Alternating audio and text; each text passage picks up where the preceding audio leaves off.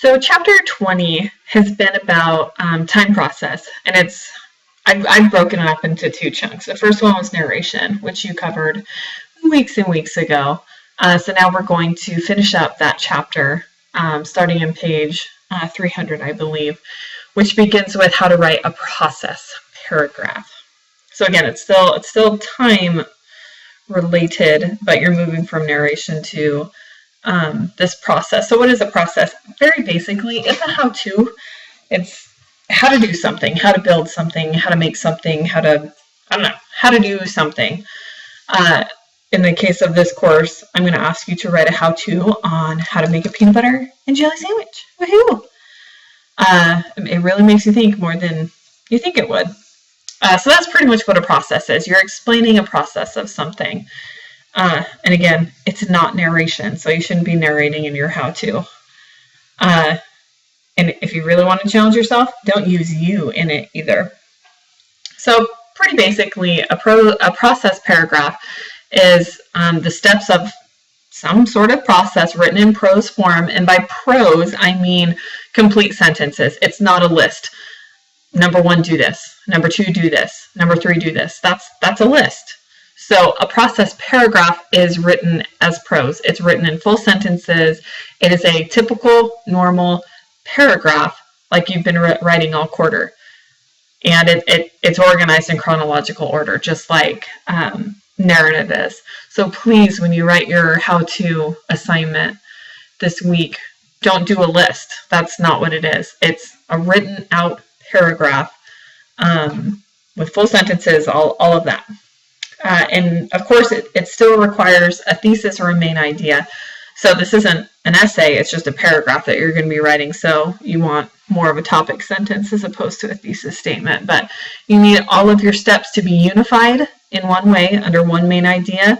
You want to transition from one step to the next, such as first, next, then, after you have done this, do this. Again, it's a normal paragraph, okay? Just because it's a process, it's not a list, it's a paragraph. Also, you have to think about your audience. Sometimes you might be asked to write a process paragraph or essay where the audience is just as knowledgeable as you are about a given topic. You're just giving them specifics. So say I was writing a process paragraph for fellow English instructors. The details that I would include in that would be very different than if I were to do the same process paragraph for someone who was not an English instructor. Does that make sense? So with your assignment with the peanut butter and jelly sandwich, you're having to write it to someone who doesn't know what a sandwich even is. Okay, so you're going to have to be very detailed in what you include. But again, in the future, if you have to write something like this, the details that you include and the information you include depends on who your audience is. So keep that in mind.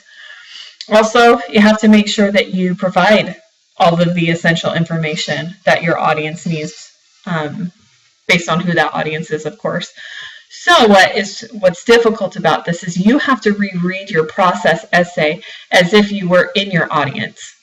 And that can be really hard. Don't read it as yourself. You have to kind of step out of yourself, say, okay, I've written this process essay as an educated person in this area. I now have to read it as if I were an uneducated person to make sure that all my steps are there. But it's a little difficult, but it's really important that you do that. So really, this is all there is to process. It's not too grandiose or anything. Just make sure you write it well. Don't list. Organize it. Have good detail and description, and you'll be fine. So if you have any questions, just let me know.